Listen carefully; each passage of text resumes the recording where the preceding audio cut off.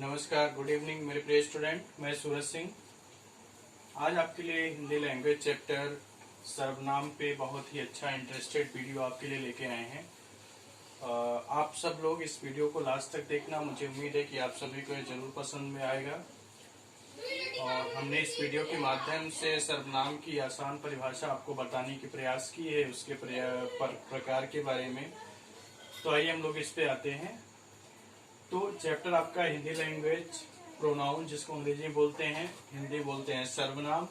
सर्वनाम का मतलब होता है सबका नाम, यानी ऐसा शब्द जिसका प्रयोग हम सबके लिए कर सकें, यानी सारे व्यक्तियों के लिए। जैसे ऐसा शब्द जिसका प्रयोग हम सारे व्यक्तियों के लिए कर सके, उसको सर्वनाम बोलते हैं।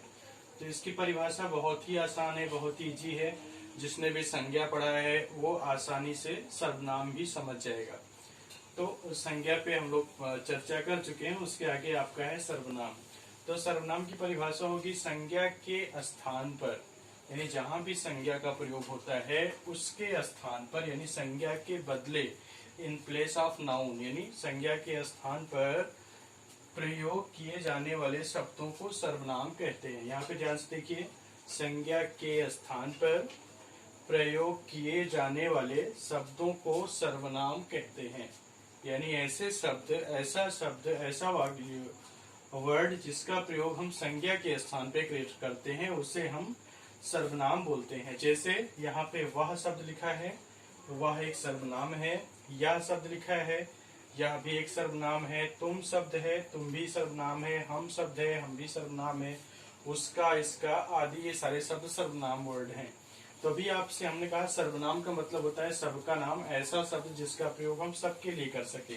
जैसे यहाँ पे देखिए वह शब्द है, तो वह का प्रयोग हम हर एक व्यक्ति के लिए कर सकते हैं। कोई ये निश्चित नियम नहीं है कि इसी व्यक्ति के लिए करना है। वह का प्रयोग हम सारे व्यक्तियों के लिए कर सकते हैं, सारे संज्ञा नामों के स्थान पे कर सकते हैं, इसीलिए इसको हम सर्वनाम बोलते हैं। इसी तरह से यह शब्द भी है, जैसे यह मेरी पुस्तक है, यह मेरा घर है।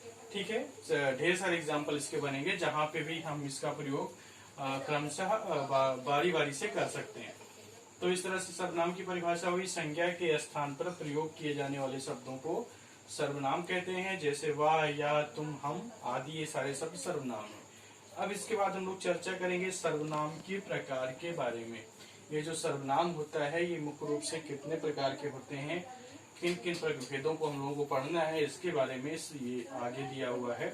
तो सर्वनाम के हमें निम्नलिखित 6 भेद ही पढ़ने हैं। हालांकि इसके और भी भेद होते हैं, लेकिन हमारे पाठ्यक्रम में सिर्फ 6 ही भेद हमें पढ़ना है, इसलिए हमने इसमें 6 भेद की चर्चा की है। तो सर्वनाम के निम्नलिखित भेद निम्नलिखित हैं। पहला आपका आता है पुरुषवाचक सर्वनाम, यानी वो सर्वनाम शब्द जो हमें पुरुष का ज्ञान कराता है, पुरुषवाचक होता है, पुरुष के या व्यक्ति के नाम का बोध करवाता है, उसे पुरुषवाचक सर्वनाम कहते हैं। फिर आपका सेकंड नंबर पे है निश्चयवाचक सर्वनाम, यानी ऐसा सर्वनाम जो सर्वनाम की निश्चित संख्या का बोध कराता है, निश्चितता का बोध कराता है, उसको निश्चयवाचक सर्वनाम कहते हैं। फिर आपका तीसरा नंबर है अनिश्चयवाचक सर्वनाम, वो सर्वनाम जो हमें अनिश्चितता का ज्ञान कराता है, अनिश्चयवाचक का बोध करवाता है, उसको हम लोग अनिश्चयवाचक सर्वनाम कहते हैं। फिर 4 नंबर है प्रश्नवाचक सर्वनाम, यानी ऐसा सर्वनाम जिसका प्रयोग हम प्रश्न पूछने के लिए करते हैं। जैसे तुम कहाँ जा रहे हो, तुम क्या कर रहे हो, तुम्हारा क्या नाम है। तो इस तरह से जहाँ भी प्रश्न पूछने का भाव होता है वहाँ पे प्रश्नवाचक सर्वनाम का प्रयोग किया जाता है। फिर 5th नंबर आपका है संबंधवाचक सर्वनाम, यानी ऐसा सर्वनाम जिसका प्रयोग हम संबंध बताने के लिए करते हैं, दो सर्वनामों के बीच में संबंध स्थापित करने के लिए करते हैं, उसको हम लोग बोलते हैं संबंधवाचक सर्वनाम। फिर आपका लास्ट नंबर है निजवाचक सर्वनाम। निज का मतलब अपने आप से होता है, स्वयं से होता है। तो ऐसा सर्वनाम जो अपने आप का बोध कराए, स्वयं का बोध कराए, उसको हम लोग निजवाचक सर्वनाम बोलेंगे। जैसे वह अपना सारा कार्य स्वयं करता है, तो स्वयं शब्द यहाँ पे निजवाचक सर्वनाम होगा। वह अपने आप पढ़ लेता है, तो यहाँ पे अपने आप शब्द भी निजवाचक सर्वनाम होगा। तो इस तरह से आज का जो मेरा वीडियो था मुख्य रूप से सर्वनाम, उसकी परिभाषा, सर्वनाम के मुख्य किन किन भेदों को हमें पढ़ना है, उनके नाम क्या है, इसके बारे में हमने संक्षेप में इस वीडियो में प्रस्तुत करने का प्रयास किया है। इसके आगे हम लोग क्रमशः इसको विस्तार में एक एक सर्वनाम के भेद, उसके उदाहरण, ये सब आगे वीडियो में भेजते रहेंगे। आज का मेरा वीडियो सिर्फ यही तक था।